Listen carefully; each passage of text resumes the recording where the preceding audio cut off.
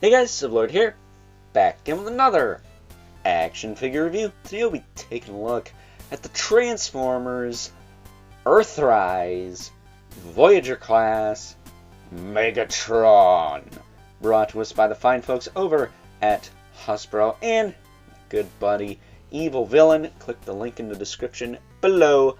Head on over to his Instagram. Let him know Overlord sent ya. That said, why am I looking at this figure when we have the Superior Studio Series 86 Leader Class Megatron we could be talking about, huh? Well, quite frankly, your boy's not made of money. That's why. So we're going to have to settle for this one. Or, in my opinion, at least as far as robot mode goes, the Superior Siege version. Also a Voyager class, but suffers from having poo stains on it. So, there is that.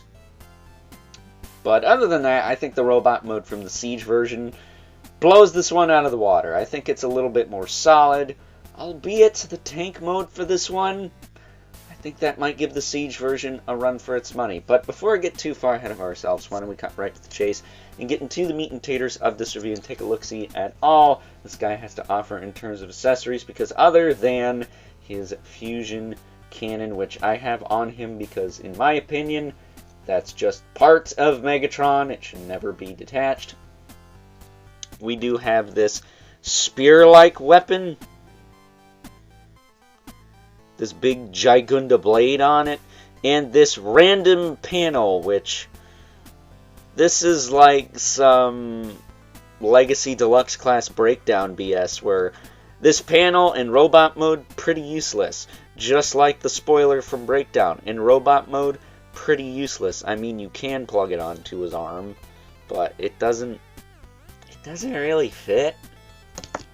Like, I tried putting it on this arm specifically to kind of help buff him up some, but it just kind of wiggles around. It doesn't snap in very well, and for the most part doesn't make a ton of sense. I mean, it looks fine there, I guess, but just gotta take that off. So, as far as Megatron goes, like I said, you get the fusion cannon, and you get a pretty, G1 faithful robot mode. So as far as his articulation goes, his head will look up and down, side to side. And, this guy's head is a little bit more solid than the Siege version, because it doesn't have a weird panel that'll sink into his chest. Still don't know why the Siege one had that in the first place. It doesn't really need it. As far as the shoulders go, they can hinge out, back down, forward and back. He does kind of have a butterfly joint if you untab this here, but I prefer to keep it in. He's got a bicep swivel, elbow swivel actually, with a single jointed elbow there. His wrists can hinge in and snap back into place. His waist can turn side to side.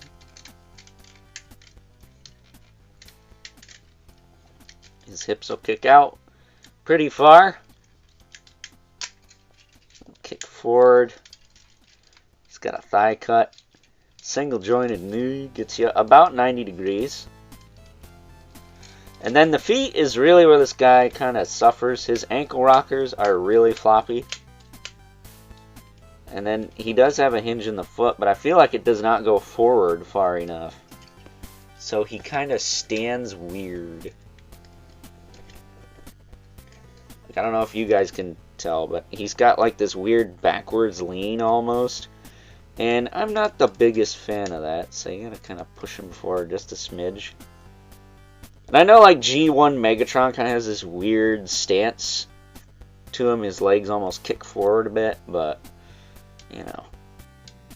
Siege 1 didn't do that. So, while I do like this figure, and he is kind of my G1 Megatron, at least until I get the Siege version without the poopy stains on it, he's not perfect, and it begs the question why they updated him in the first place instead of just taking the Siege one and, again, removing the poopy stains off it and making it more of a widespread release. Because they did it as a Walmart exclusive, but then I think that was the only time you could get that mold clean.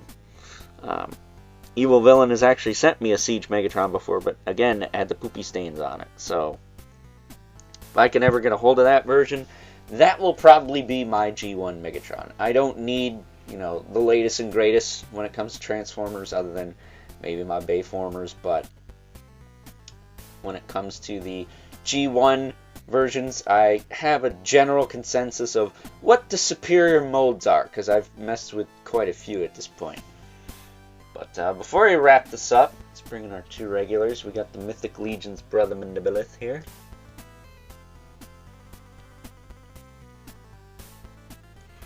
And the infamous 11 Spawn, who as usual towers over everyone. So with that being said, it's time now that we wrap things up with some final thoughts.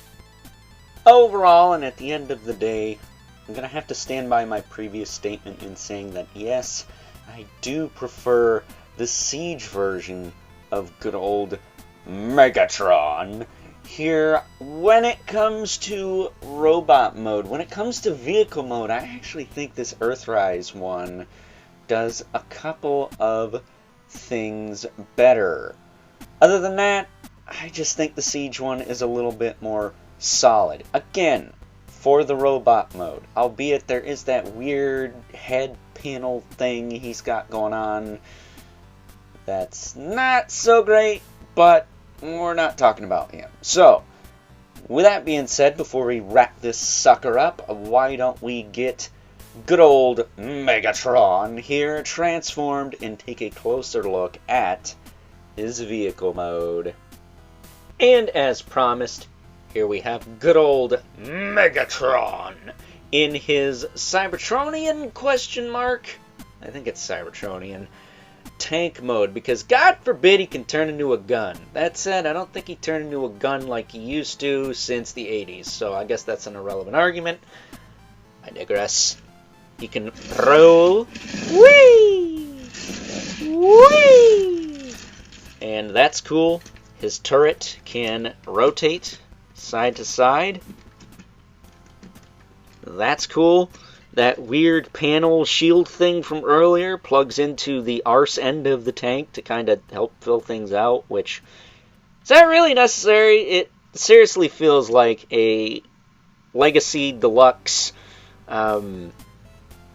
breakdown situation where instead of just molding the spoiler onto the back of the car mode, they made it a separate piece, and it's kind of useless in robot mode, but it is what it is, I'm afraid. Either way, I don't know if this is a hot take or not, but I think I like this tank mode better than the Siege Megatron, whose robot mode I prefer to this guy, but I think when it comes to vehicle modes, this Earthrise Megatron takes the cake.